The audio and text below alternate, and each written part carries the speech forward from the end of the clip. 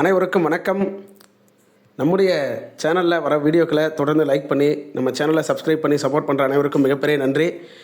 இன்றைக்கு நம்ம 8ஆம் வகுப்புக்கான தமிழ் புதிய புத்தகத்தில் இருக்க சொல்லும் பொருளும் பார்க்க போகிறோம். ஏற்கனவே 6-7 வகுப்புகளுக்கு போட்டிருந்தோம், நீங்கள் எல்லோரும் பார்த்துருப்பீங்க. சில நாட்களாக என்னால் இது தொடர்பாக வீடியோ போட முடியல, என்னுடைய சிஸ்டமில் ப்ராப்ளம் இருந்தனால. அதனால் பொறுத்தரணும். தொடர்ந்து அடுத்தடுத்த வீடியோக்கள் உங்களுக்காக வந்துகிட்டே இருக்குது. நம்ம சேனலை சப்ஸ்கிரைப் பண்ணி வச்சுங்க. ஸோ நம்ம வீடியோக்குள்ளே போகலாம். 8ஆம் வகுப்பில் புதிய பாடப்புத்தகத்திலிருந்து தமிழில் சொல்லும் பொருளும். நிரந்தரம் அப்படின்னா காலம் முழுமையும். நிரந்தரம் என்றால் காலம் முழுமையும். வைப்பு என்றால் நிலப்பகுதி. வைப்பு என்றால் நிலப்பகுதி. சூழ்கலி அப்படின்னா சூழ்ந்துள்ள அறியாமை இருள். சூழ்கலி என்றால் சூழ்ந்துள்ள அறியாமை இருள்.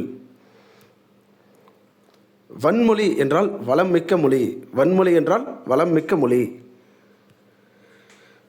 இசை என்றால் புகழ். இசை என்றால் புகழ். தொல்லை அப்படின்னா பழமை துன்பம். தொல்லை அப்படின்னா பழமை துன்பம் அப்படின்னு இரு பொருள் இருக்குது. எதை உங்களுக்கு ஆப்ஷனில் கொடுத்தாலும் அதை நீங்கள் போட்டுக்கோங்க. விசும்பு என்றால் வானம். விசும்பு என்றால் வானம். மயக்கம் அப்படின்னா கலவை. மயக்கம் என்றால் கலவை அப்படின்னு பொருள். இருதிணை அப்படின்னா உயர்திணை அக்ரிணை. இருதிணைனா உயர்திணை அக்ரிணை. உயர்திணைனா யார்? மனிதர்கள் உயர்திணை, மற்ற எல்லாமே யார்? அக்ரிணை. சரிங்களா? அப்போ இருதிணை என்றால் உயர்திணை அக்ரிணை. வழாமை அப்படின்னா தவறாமை. வழாமை என்றால் தவறாமை அப்படின்னு அர்த்தம். ஐம்பால் இதெல்லாம் தொகை சொற்கள் மாதிரி. ஐம்பால்னா ஆண்பால் பெண்பால், ஒன்றன் பலர்பால், ஒன்றன்பால் பலவின் பால். சரிங்களா? ஆண்பால் பெண்பால் பலர்பால் இதெல்லாம் மனிதர்கள். ஒன்றன்பால் பலவின் பால் அப்படின்றது அது அக்ரிணையை குறிக்கும். அதாவது மனிதர்களால் பிற உயிரினங்களை குறிக்கும். மரபு என்றால் வழக்கம். மரபு என்றால் வழக்கம் அப்படின்னு அர்த்தம். திரிதல் அப்படின்னா மாறுபடுதல். திரிதல் அப்படின்னா மாறுபடுதல்னு அர்த்தம். செய்யுள் அப்படின்னா பாட்டு. செய்யுள் என்றால் பாட்டு அப்படின்னு அர்த்தம். தழால் அப்படின்னா தழுவுதல் அப்படின்னு ஒரு அர்த்தம் இருக்குது. பயன்படுத்துதல்னு ஒரு அர்த்தம் இருக்குது. தழால்னா 2 பொருளில் இருக்குது. எது கொடுத்தாலும் அதை நீங்கள் யூஸ் பண்ணிக்கணும். தழால் அப்படின்னா தழுவுதல் அல்லது பயன்படுத்துதல். ரெண்டு ஆப்ஷனையும் ஒன்றா கொடுக்க மாட்டாங்க, ஏதாவது ஒன்று தான் கொடுப்பாங்க. நீங்கள் ரெண்டையும் பார்த்து வச்சுக்கிட்டு எது தேவையோ அதை யூஸ் பண்ணிக்கோங்க. தூண்டுதல் அப்படின்னா ஆர்வம் கொள்ளுதல். தூண்டுதல் என்றால் ஆர்வம் கொள்ளுதல் அப்படின்னு அர்த்தம். ஈரம் இரக்கம். சரிங்களா? ஈரம் என்றால் இரக்கம். நெஞ்சில் ஈரம் இல்லையா அப்படின்னு கேட்பாங்க இல்லைங்களா? அப்படின்னா என்ன அர்த்தம்? இரக்கம் இல்லையா அப்படின்றது தான் அர்த்தம். சரிங்களா? ஈரம் அப்படின்னா இரக்கம். முழவு அப்படின்னா இசைக்கருவி. முழவுன்னா இசைக்கருவி.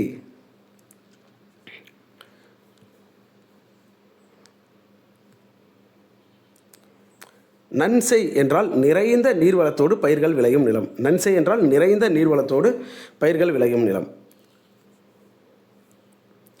புன்செய் அப்படின்னா குறைந்த நீரால் பயிர்கள் விளையும் நிலம். அதாவது கிராமத்தில் சொல்லுவாங்க, இது நஞ்ச நிலமா புஞ்ச நிலமா அப்படின்ட்டு. நஞ்சை அப்படின்னா நிறைய நீர் இருக்க ஒரு நிலப்பகுதி, அதில் நெல் இது மாதிரி விஷயங்கள் நடலாம். புஞ்சை அப்படின்னா அதில் கொஞ்சம் நீர் குறைவான பகுதி, அதில் கொஞ்சம் மேட்டு பயிர்கள் பயிரிடக்கூடிய நிலம் அப்படின்னு சொல்லுவாங்க. அப்போ நஞ்சை அப்படின்னா நன்செய், அதுதான் நம்ம நஞ்சை அப்படின்னு கிராம வழக்கில் பயன்படுத்துவாங்க. நன்செய்னா நிறைந்த நீரால் பயிர்கள் விளையும் நிலம். புன்சை அப்படின்னா குறைந்த நீரால் பயிர்கள் விளையும் நிலம். வல்லைப்பாட்டு அப்படின்னா நெல் குத்தும் போது பாடப்படும் பாட்டல். சரிங்களா? நம்ம கிராமங்களில் ஏதாவது ஒரு வேலை செய்யும்போது ஏதாவது ஒரு பாட்டு பாடிட்டே பண்ணுவாங்க இல்லைங்களா? அதுதான் வல்லைப்பாட்டுனா நெல் குத்தும் போது பாடப்படும் பாடல். பயிலுதல் அப்படின்னா படித்தல். பயிலுதல் அப்படின்னா படித்தல். நாணம் அப்படின்னா வெட்கம். இது எல்லாருக்குமே தெரியும். நாணம் அப்படின்னா வெட்கம். செஞ்சொல் அப்படின்னா திருந்திய சொல். செஞ்சொல் என்றால் திருந்திய சொல். முகில் அப்படின்னா மேகம்.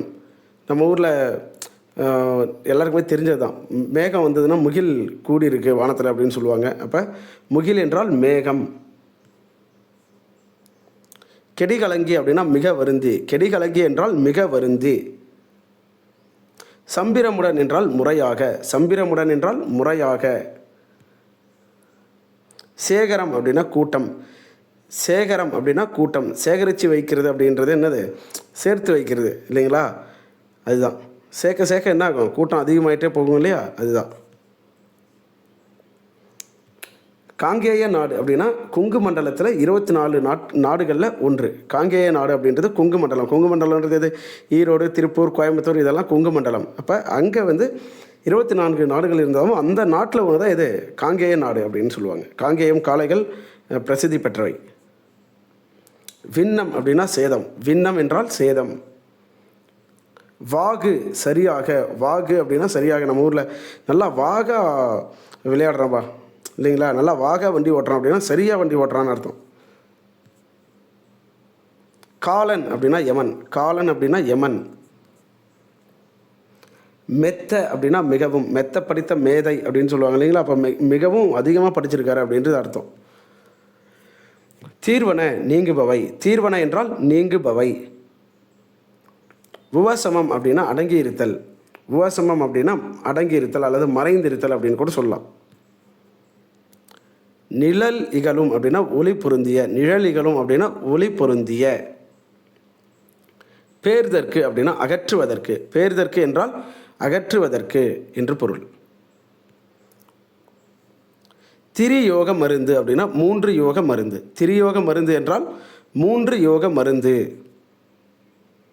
தெளிவு அப்படின்னா நற்காட்சி. தெளிவு என்றால் நற்காட்சி. திறத்தன அப்படின்னா தன்மையுடையன. திறத்தன என்றால் தன்மை உடையன அப்படின்னு அர்த்தம்.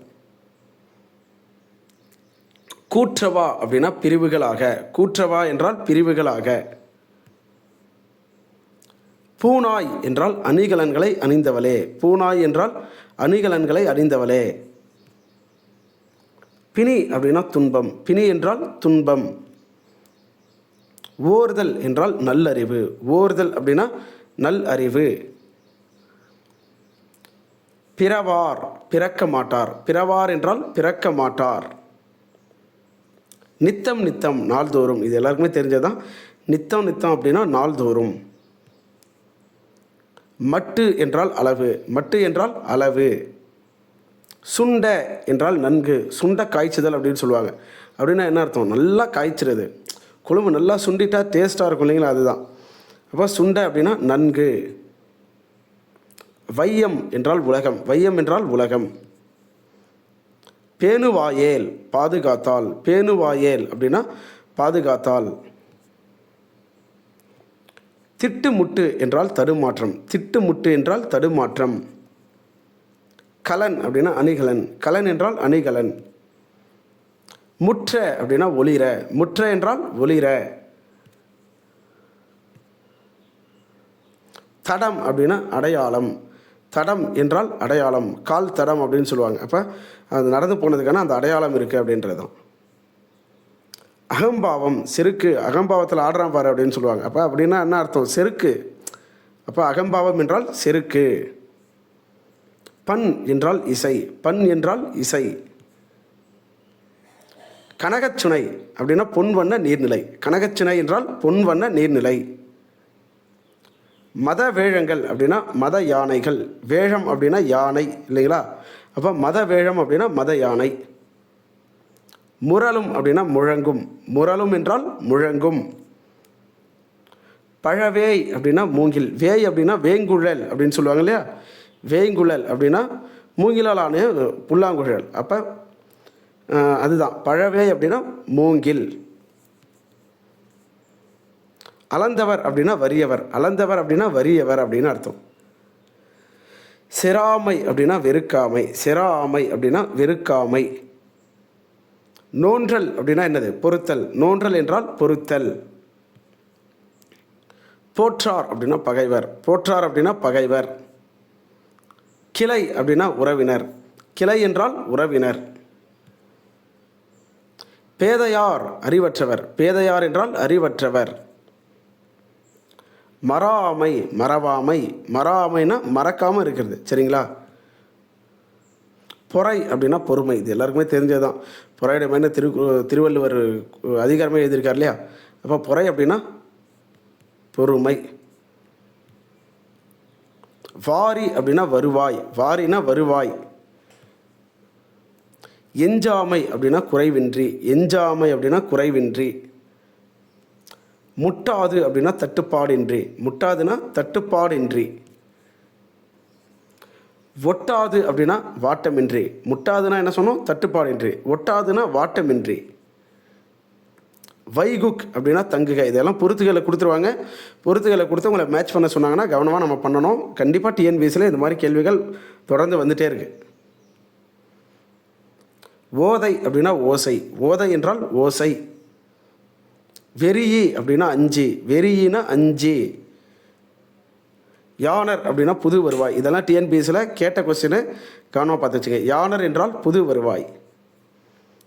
மரளி அப்படின்னா காலன், மரளி அப்படின்னா காலன். சரி, காலன்னா யார்? யமன். சரிங்களா, ஏற்கனவே நம்ம பார்த்தோம். காலன்னா யமன். அப்போ யமனுக்கு இன்னொரு பேரும் இருக்குது, மரளி. மரளினா யார்? காலன். காலன்னா என்ன சொல்லுவாங்க? யமன்னும் சொல்லுவாங்க. கரி யானை, நம்ம ஏற்கனவே பார்த்தோம். வேழம் அப்படின்றது யானைன்னு பார்த்தோம். இங்கே கரி அப்படின்றதும் யானை. பரி என்றால் என்ன? பரினா குதிரை. கரினா யானை, பரி என்றால் குதிரை. தூறு அப்படின்னா புதர். தூறு, தூறு மண்டி இருக்குது அப்படின்னு சொல்லுவாங்க இல்லைங்களா? இப்போ தூறுனா புதர். அறுவர் அப்படின்னா தமிழர், அறுவர் அப்படின்னா தமிழர். உடன்றன அப்படின்னா சினந்து எழுந்தன, உடன்றன அப்படின்னா சினந்து எழுந்தன. அறுவர் அப்படின்றது தமிழர்னா கலிங்கத்து பரணியில் அப்படி குறிப்பிடுவாங்க. வழிவர் அப்படின்னா நழுவி ஓடுவர், வழிவர்னா நழுவி ஓடுவர். பிலம் அப்படின்னா மலைக்குகை, பிலம் அப்படின்னா மலைக்குகை. மண்டுதல் அப்படின்னா நெருங்குதல். நல்லா நெருக்கமாக இருக்குது அப்படின்னா புதர் மண்டி இருக்குப்பா அப்படின்னு சொல்லுவாங்க இல்லைங்களா? அப்படின்னா என்ன அர்த்தம்? நெருக்கமாக புதர் வளர்ந்துருக்கு அப்படின்னு அர்த்தம். இறைஞ்சினர் அப்படின்னா வணங்கினர், இறைஞ்சினர் அப்படின்னா வணங்குதல். முழை அப்படின்னா மலைக்குகை, முளைனா மழைக்குகை, மலைக்குகை. ஏற்கனவே பிலம்னாலும் நம்ம மலைக்குகைன்னு பார்த்தோம், முழைனாலும் மலைக்குகை. சீவன் அப்படின்னா உயிர், சீவன் அப்படின்னா உயிர். சத்தியம் அப்படின்னா உண்மை, சத்தியம் அப்படின்னா நான் சத்தியமாக சொல்கிறேன்டா அப்படின்னு சொல்லுவோம். அப்படின்னா என்ன அர்த்தம்? நான் உண்மையாக சொல்கிறேன் அப்படின்னு அர்த்தம். ஆனந்த தரிசனம் அப்படின்னா மகிழ்வான காட்சி, ஆனந்த தரிசனம் என்றால் மகிழ்வான காட்சி. வையம் அப்படின்னா உலகம், வையம் என்றால் உலகம். சபதம் அப்படின்னா சூளுரை, சபதம் என்றால் சூளுரை, எல்லாருக்குமே தெரியும். மோகித்து அப்படின்னா விரும்பி, மோகித்து அப்படின்னா விரும்பி. நமன் அப்படின்னா யமன், யமனுக்கே இந்த சொல்லும் பொருளும் நிறைய பார்த்துட்டோம் இந்த வீடியோவில். யமன், நமன் அப்படின்னா யமன். காலன்னாலும் யமன். அதே மரளி அப்படின்னா காலன், காலன் அப்படின்னா அங்கேயும் வந்து யமன். சரிங்களா, மரளியும் யமன் தான், காலனும் யமன் தான், நமனும் யமன் தான் இல்லைங்களா? அப்போ எத்தனை பொருள் இருக்குது பார்த்து வச்சுங்க. சித்தம் அப்படின்னா உள்ளம், சித்தம் அப்படின்னா உள்ளம். நம்பர் அப்படின்னா அடியார், நம்பர் அப்படின்னா அடியார். படமாட கோயில் அப்படின்னா படங்கள் அமைந்த மாடங்களை உடைய கோயில். படமாட கோயில் அப்படின்னா படங்கள் அமைந்த மாடங்களை உடைய கோயில். நானாமே அப்படின்னா கூசாமல், நானாமே அப்படின்னா கூசாமல். உய்மின் அப்படின்னா ஈடேறுங்கள், உய்மின் என்றால் ஈடேறுங்கள். ஈயில் அப்படின்னா வழங்கினால், ஈயில் என்றால் வழங்கினால். பகராய் அப்படின்னா தருவாய், பகராய் அப்படின்னா தருவாய் அப்படின்னு அர்த்தம். பராபரம் மேலான பொருள். யாவரும் இன்புற்றிருப்பதை அறிய வேறொன்று ஏன் பராபரமேனார் இல்லையா? அதுதான் பராபரம் என்றால் மேலான பொருள்.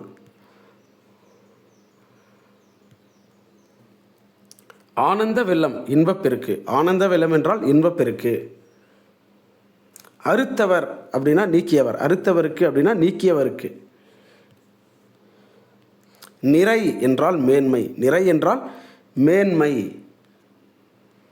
பொறை அப்படின்னா பொறுமை, பொறை என்றால் பொறுமை, ஏற்கனவே நம்ம பார்த்துருக்கோம். பொச்சாப்பு அப்படின்னா சோர்வு, பொச்சாப்பு அப்படின்னா சோர்வு. ஏதாவது வார்த்தை மாற்றி கூட கொடுப்பாங்க. பொச்சாப்புனா பொச்சரிப்பு அப்படின்னு கூட கொடுத்துருவாங்க, பொறாமை அப்படின்ற மீனிங்கில் கூட. அதனால் நம்ம அதை வந்து ஆப்ஷன் பார்த்தோன்னே டக்குன்னு போடக்கூடாது. பொச்சாப்புனா சோர்வு, கவனமாக பார்த்து போடணும். நம்மளை கன்ஃபியூஸ் பண்ணுறதுக்கு எப்படினாலும் கொடுப்பாங்க. மையல் அப்படின்னா விருப்பம், மையல் அப்படின்னா விருப்பம். மோகித்து அப்படின்னா விரும்புறதுன்னு நம்ம ஏற்கனவே பார்த்தோம். மையல்னாலும் விருப்பம் தான். ஓர்ப்பு அப்படின்னா ஆராய்ந்து தெளிதல், ஓர்ப்பு என்றால் ஆராய்ந்து தெளிதல். அழுக்காறு அப்படின்னா பொறாமை. அழுக்காறு அப்படின்னா பொறாமை. அழுக்காராமைன்னு திருவள்ளுவர் எழுதியிருக்காரு. மதம் என்றால் கொள்கை. மதம் என்றால் கொள்கை. இகல் அப்படின்னா பகை. இகல் என்றால் பகை அப்படின்னு அர்த்தம். மன்னும் அப்படின்னா நிலை பெற்ற. மன்னும் என்றால் நிலை பெற்ற. ஓகே நண்பர்களே, இந்த 8ஆம் வகுப்பு தமிழ் புதிய புத்தகத்தில் இருக்க சொல்லும் பொருளும் முழு தொகுப்பை நாம் இப்போ பார்த்துட்டோம். இந்த வீடியோ உங்களுக்கு பயனுள்ளதாக இருக்கும் அப்படின்றத நம்புகிறேன். டிஎன்பிஎஸ்சிக்கு நிச்சயமாக இதிலிருந்து கொஸ்டின்ஸ் அப்படின்றது வந்துகிட்டே இருக்கும். சொல்லும் பொருளும் அப்படின்றது மிக முக்கியமான டாபிக். இது உங்கள் நண்பர்கள், உறவினர்கள் யார் டிஎன்பிஎஸ்சி இந்த எக்ஸாமுக்கு படிச்சுட்டு இருந்தாலும் அவங்களுக்கு நீங்கள் ஷேர் பண்ணும்போது அவங்களும் நிச்சயமாக பயனுள்ளதாக இருக்கும். அவங்களுக்கும் இந்த வீடியோ உங்களுக்கு பிடிச்சிருந்தால் லைக் பண்ணுங்கள், நம்ம சேனலை சப்ஸ்கிரைப் பண்ணிக்கோங்க. மற்றொரு பயனுள்ள வீடியோவில் சந்திப்போம். நன்றி.